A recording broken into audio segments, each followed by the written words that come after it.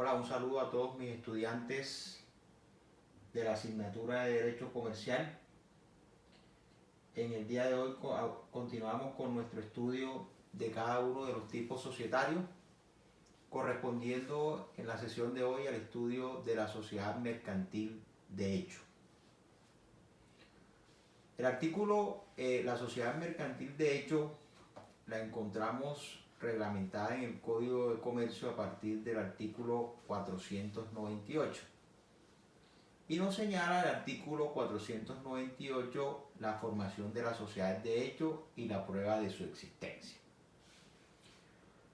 El estudio de la sociedad de hecho lo hemos tocado palmariamente en clases anteriores, concretamente cuando hablamos de los requisitos de forma o de eficacia del contrato generador de la sociedad. Recordemos entonces que en esa sesión hablamos de los requisitos del contrato generador de la sociedad, que es un contrato, como ustedes bien saben, plurilateral y que tiene unos requisitos de existencia, unos requisitos de validez y unos requisitos de forma o de eficacia. Hablo de requisitos de eficacia porque son estos requisitos los que le dan eficacia al negocio jurídico, de tal suerte que en ausencia de uno de estos requisitos, como son la escritura pública y el registro mercantil, el negocio jurídico o el contrato generador de la sociedad deviene ineficaz, como quiera que no surte los efectos jurídicos que está llamado a surtir.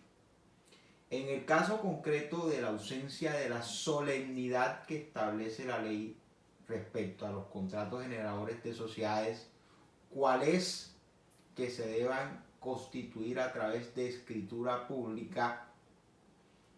Si ese contrato no se eleva a escritura pública, el efecto jurídico es que no nace la persona jurídica. Luego entonces, al no nacer la persona jurídica, se entenderá para todos los efectos que la sociedad es de hecho.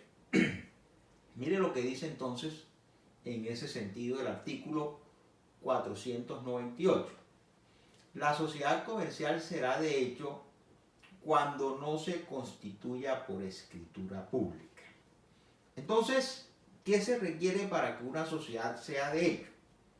Simplemente que, habiendo agotado todos los pasos para su constitución, y ya sea que cumpla con los requisitos de existencia y que cumpla plenamente con los requisitos de validez, no se cumpla con el requisito de forma, que es la escritura pública.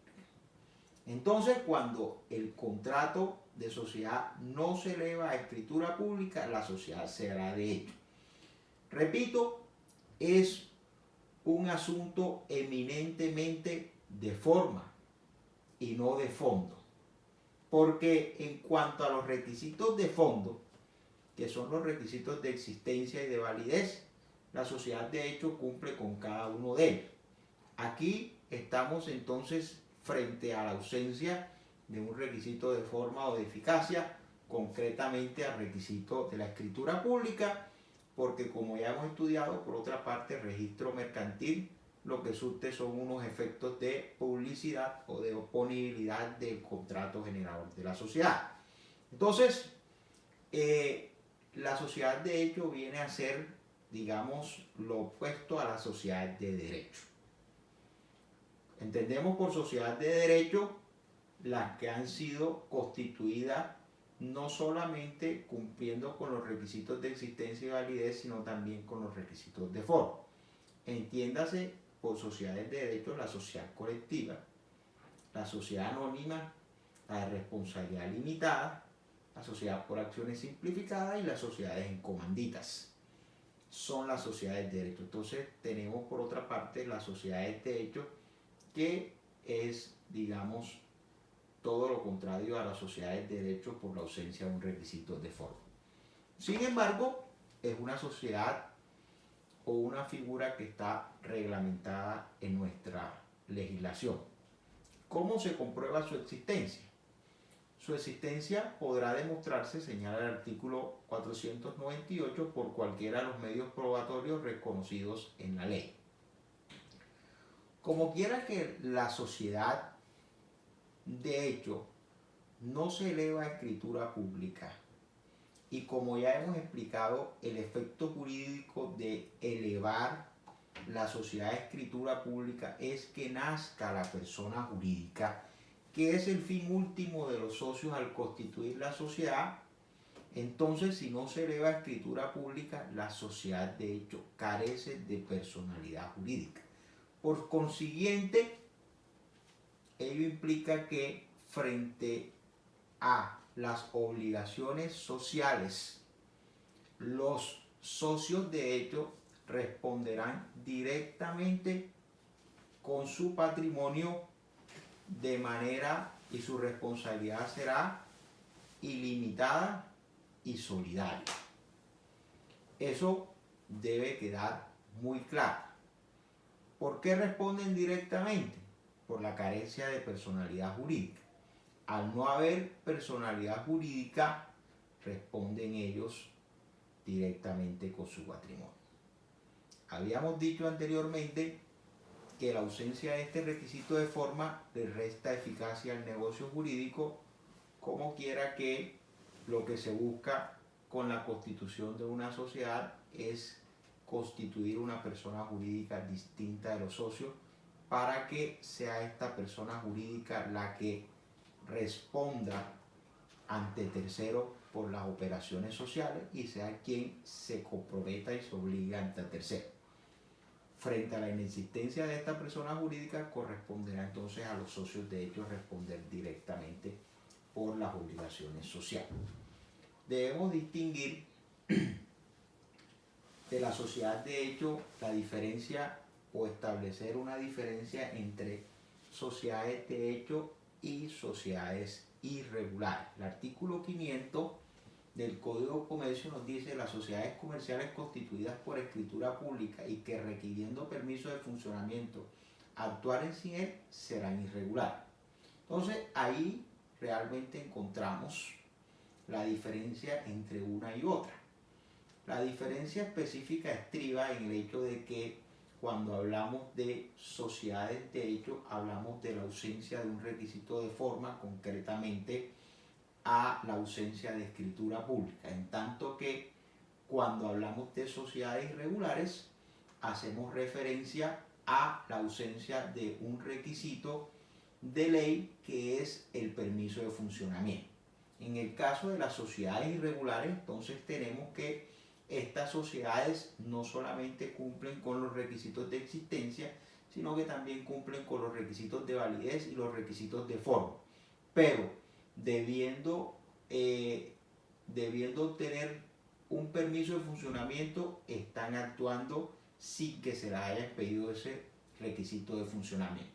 ¿Qué sociedades requieren permisos de funcionamiento?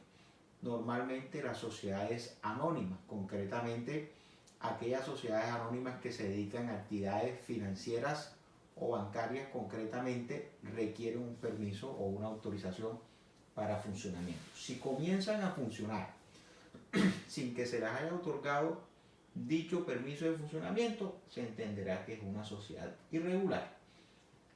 Ahí entonces la diferencia entre una y otra, concretamente sociedades de hecho y las sociedades irregulares. El artículo 501 nos habla de la responsabilidad de los socios de hecho, como ya lo habíamos explicado.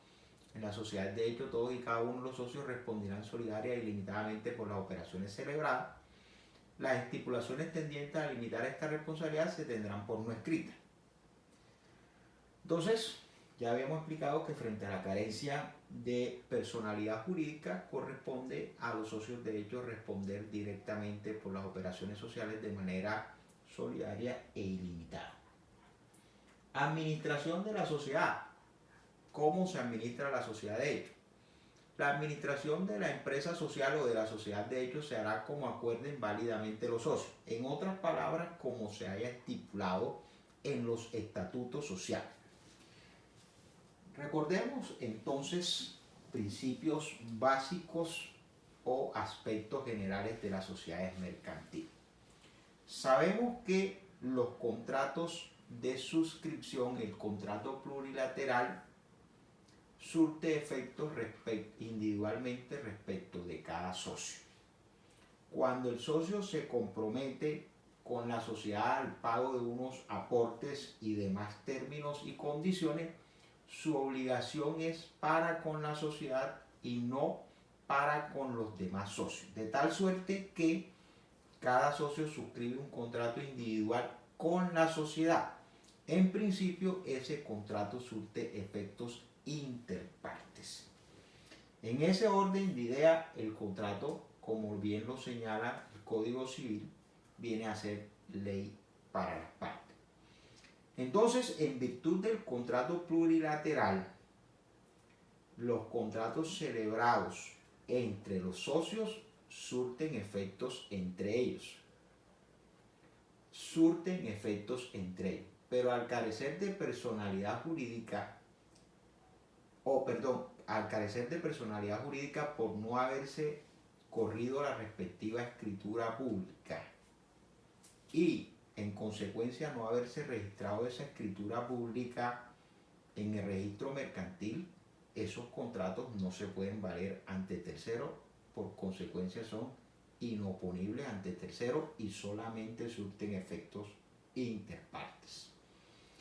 En ese orden de idea, en ese contrato, en esos estatutos, en esos contratos donde se consagran los estatutos de la sociedad, los socios han señalado la forma en que se va a administrar la sociedad. Luego entonces la sociedad se administrará conforme a lo establecido en esos contratos, que será de obligatorio cumplimiento y acatamiento por parte de los contratantes, como quiera que hayamos explicado que ese contrato surte efectos interpartes y en consecuencia es ley para cada uno de los socios de hecho.